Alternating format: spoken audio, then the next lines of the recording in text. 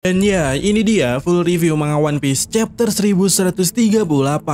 Dan seperti yang kita ketahui bersama, chapter kali ini berjudul Harley atau Teks Suci. Dan ditemani dengan cover story Yamato, kita melihat Wushu di sana tengah dilayani.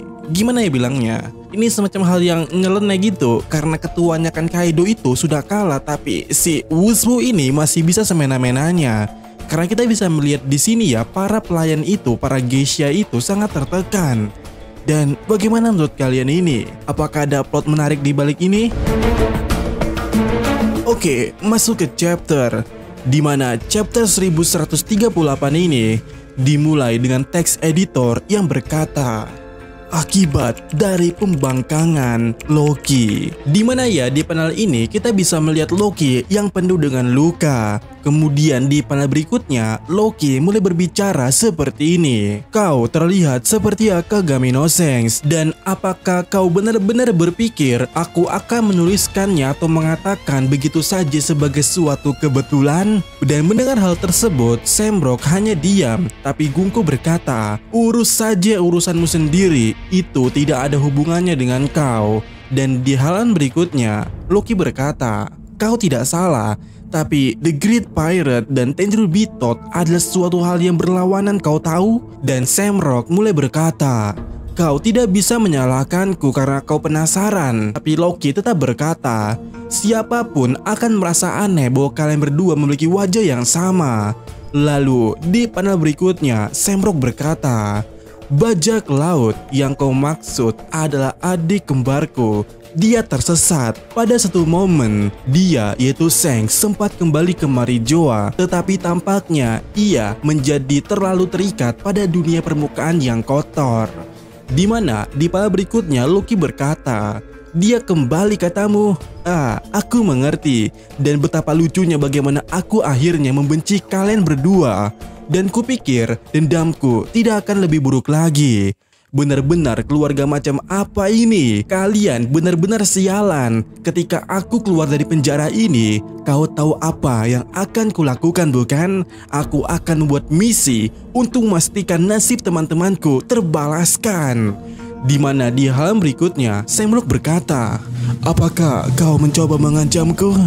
Dan di sana ya Gunko mencoba untuk memberikan suatu penjelasan kepada bosnya itu Shamrock bahwa tidak berguna untuk mengurusi Loki ini. Dan sebelum Gunko selesai menjelaskannya, Shamrock berkata, aku tahu.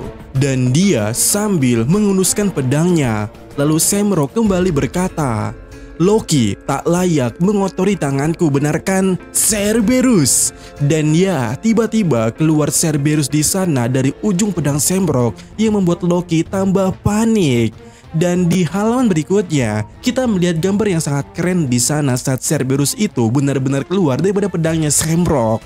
Namun, belum ada keterangan apakah itu Akuma no Mi atau bagaimana. Karena kasusnya sama seperti kekuatannya Gorosei, sampai saat ini kita belum ada penjelasan sumbernya dari mana, apakah itu Weibus atau semacamnya. Ya, masih misteri. Tetapi kita bisa melihat di sini ya, tampilan Cerberus ini sangatlah keren dan sangat mengerikan. Dan pula memiliki awan hitam di lehernya itu, menunjukkan bahwa dia merupakan jenis mitikal. Tapi apapun itu ya, hal tersebut membuat Loki berkata, apa-apaan itu bejir? Karena kemudian mulut Cerberus itu memunculkan pedang daripada mulutnya, di mana Shamrock berkata, itu adalah pedang gigitanku. Kemudian ya di halaman berikutnya, setiap kepala Cerberus itu memunculkan pedang di mulutnya dan membuat Loki ketakutan. Tapi tak hanya itu, Cerberus tersebut juga membuat Loki bertanya-tanya, karena tiba-tiba ikat leher yang ada di lehernya mereka itu berputar kencang. Sementara itu, di sisi lainnya kita bisa melihat Gunko telah membuat semacam burung daripada panahnya itu, dan ukurannya sangat besar untuk bisa dinaikin. Dan Gunko juga berkata, ayo pergi dari sini kapten. Lalu Shamrock berkata, Sgremble atau apalah itu bacanya. Dan tiba-tiba kepala Cerberus itu terbang dari udara, lepas ya kayak Lego daripada tubuh utamanya. Dan ikat lehernya itu berputar kencang seperti helikopter yang mendorong kepala itu. Terbang tinggi dan tak terbatas. Dimana di saat yang sama kemudiannya Shamrock naik ke atas burung Gunko yang telah berada di udara. Dan dia yaitu Shamrock berkata, "Silakan kejar aku kapan saja. Aku bakal hadapi kau kalau kau bisa hidup setelah ini." Dimana Loki yang ketakutan melihatnya itu yang ada di depannya hanya bisa berkata, "Oi, oi." Dan di halaman berikutnya, 3 Cerberus itu, atau lebih tepatnya 3 kepala Cerberus itu yang sebelumnya di udara, mulai melesat menuju ke arah Loki. Dimana ya anjing-anjing Cerberus itu menukik tajam dengan pedangnya yang tajam pula juga di mulutnya itu ke arah Loki. Dan Loki hanya berkata, "Oi, kau bercanda. Itu tidak bagus kalau itu sampai menusukku. Sialan kau Tenryubitot. Sialan kalian semua." Dan cerot, ketiga kepala anjing tersebut menusuk Loki di bagian perutnya. Yang mana ya, di saat yang sama, Shamrock dan Gunko telah terbang tinggi dan juga menjauh daripada Underworld. Dan Shamrock di sana berkata, "Penaklukan total gak mungkin sekarang. Kita mulai dengan menyandera para anak-anak mereka. Kita butuh 1 orang lagi." Dimana Gunko meresponnya seperti ini, "Dimengerti, dan siapa yang ingin kau panggil?" Dan ya, sepertinya akan ada 1 Holy Knight lagi. Dan pertanyaannya adalah apakah Holy Knight tersebut adalah calon lawannya Zoro. Kemudian scene berganti ke kastil Aurus. Di sana terdengar orang berkata, "Sudah kubilang, itu Akagami. Bohong, Shanks gak mungkin penyerang tanpa alasan." Yap, di sana Luffy yang mengetahui kalau penjaga tersebut diserang oleh sosok Akagami tak percaya dan terlihat kesal di sana. Dan di panel berikutnya, Giant penjaga tersebut kembali berkata, "Ini benar, aku melihatnya dengan mata kepalaku sendiri, Cik. Rambutnya merah, sudah sering mengunjungi Elbaf dan aku mengenalinya." Sementara Giant lainnya juga berkata, "Tapi aku tahu Shanks, dia orang yang keren sekali. Mungkin cuma orang yang mirip dengannya. Namun hal itu mengejutkan kami dan kami tak tahu apa-apa yang dilakukan di kastil ini." Sementara itu, Zoro berkata pula di sana, "Dia kan baru-baru ini ya meninggalkan Elbaf kan? Bukankah aneh kalau dia langsung kembali untuk mengendap-endap?" Dan Luffy yang mendengar semua hal tersebut berteriak kepada mereka semua, "Kalaupun ucapanmu benar, itu tak mungkin Shanks. Shanks selalu chill guy, bro."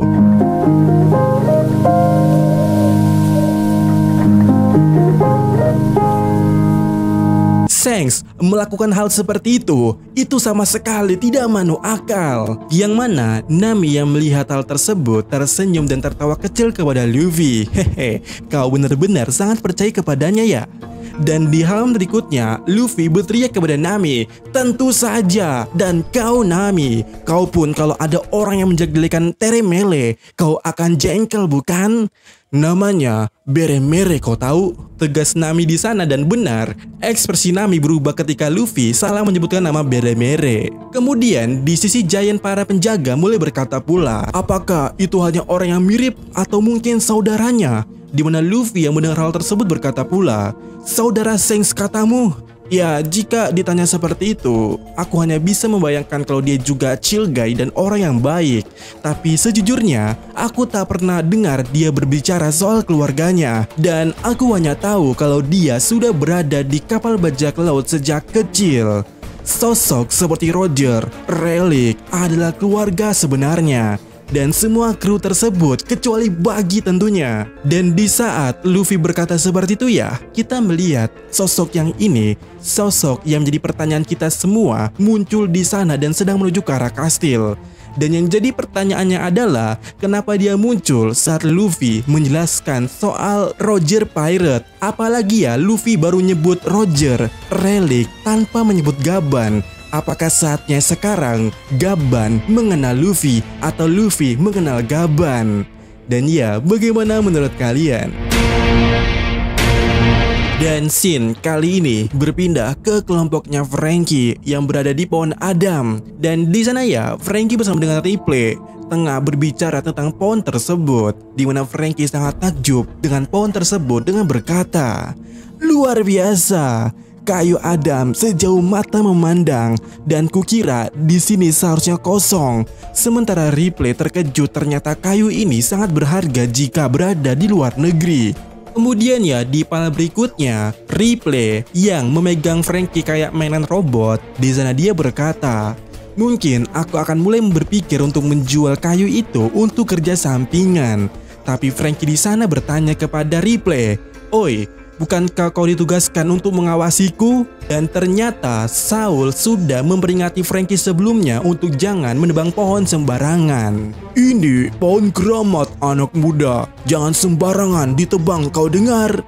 Tapi Franky tetap berpikir atau berbicara soal mencuri kayu tersebut. Bagaimana caranya sampai dia kaget melihat sesuatu yang ada di depannya. Apa itu?"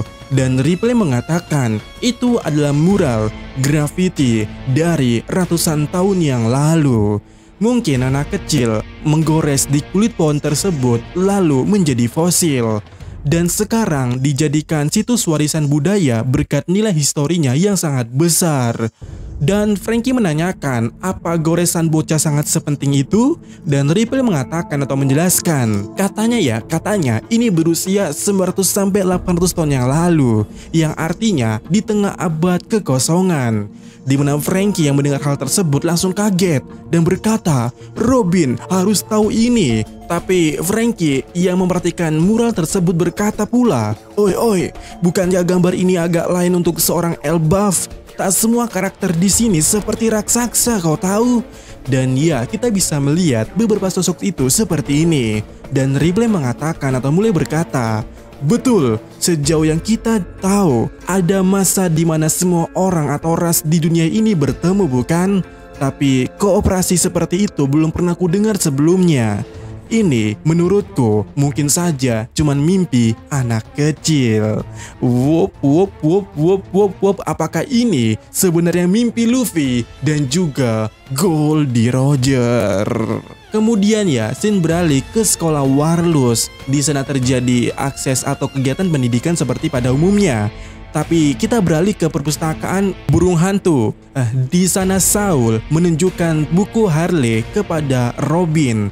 Dan kita bisa melihat buku tersebut sangat besar dan di sampulnya sangat menarik. Dan Saul menjelaskan kalau jilid buku ini yang cantik ini menjaga banyak mitos kaya dan legenda Elbaf. Walau muncul banyak interpretasi, karena itu semua pendekar Elbaf percaya pada banyak versi daripada Sun God. Dan itu hal yang paling lucu yang kau dengarkan. Dan Robin berkata, "Bolehkah ku baca?" "Tentu saja," jawab Saul ya. Dan juga menjelaskan kalau narasinya dibagi menjadi 3 bagian. Katanya dunia ketiga merujuk pada masa kini, artinya ini tipe ramalan. Dan asal kau tahu, legenda Nika diam-diam sudah menyebar ke seluruh dunia. Dan satu-satunya persamaan mereka adalah ketika dia muncul dengan tawa kencang dan irama seperti tum tum tum tum ini, dimana kita bisa melihat di sana Saul berdansa seperti Nika. Kemudian Robin langsung membaca buku tersebut sembari kita melihat mural yang ada atau yang dilihat oleh Franky. Dunia pertama. Bumi terbakar dalam api yang tak berujung. Dan di dalam hati manusia berkobar keinginan. Dari doa-doa yang terbisikan, Dewa Matahari bangkit, diundang oleh para budak yang meraih bintang terlarang. Dewa Tanah murka dengan ular api, mereka melemparkan dunia ke dalam kehancuran. Kegelapan turun, kematian berkuasa, mereka tak akan bertemu lagi. Dunia kedua, sebuah nafas berkemah di dalam keabadian. Dewa hutan menenun sihir mereka, merawat iblis-iblisnya, sementara matahari menyulut bara peperangan. Mereka yang bernaung di bawah bulan sabit dan bulan penuh bermimpi. Namun mereka yang menumbangkan matahari, mengangkat diri mereka menjadi dewa, memicu kemarahan dewa laut. Mereka tak akan bertemu lagi. Dunia ketiga, kekacauan merajalela. Dunia terombang-ambing dalam suatu kehampaan. Namun waktu tak menghapus ingatan akan hari yang telah dijanjikan. bayangan yang membayang sementara suara bulan sabit bergema melintasi zaman. Dan sekali lagi, Dewa Matahari akan bangkit, tertawa, menari, membimbing dunia menuju akhirnya matahari terlahir kembali, fajar baru akan menyingsing. Pastilah kali ini mereka akan bertemu. Dan ya, itu dia yang dibaca Robin ya daripada buku Harley. Dan apa yang kutangkap di sini dan juga kalian mungkinnya, di dunia pertama itu adalah saat masa kehancuran dan perbudakan terjadi. Walaupun ada Nika muncul di saat itu, tapi kegelapan masih merajalela atau masih menang. Sementara di dunia kedua, Dewa Hutan membuka atau menemukan atau membuat buah iblis, dan mereka yang menyalahgunakan buah iblis tersebut dan menganggap mereka dewa itu sendiri membuat Dewa Laut murka. Itu mungkin sebabnya kenapa user buah iblis lemah terhadap air laut. Dan di dunia ketiga adalah hari yang dijanjikan saat dunia terombang-ambing, Nika akan bangkit sekali lagi dan mereka semua yang sebelumnya tidak bertemu lagi kali ini akan bertemu lagi. Dan ya, itu dia menurutku dari apa yang aku lihat secara sekilas dan apa yang aku baca tersebut. Dan untuk detailnya kita akan bahas di next video ya secara khusus. Dan ya, sampai ketemu lagi di video berikutnya.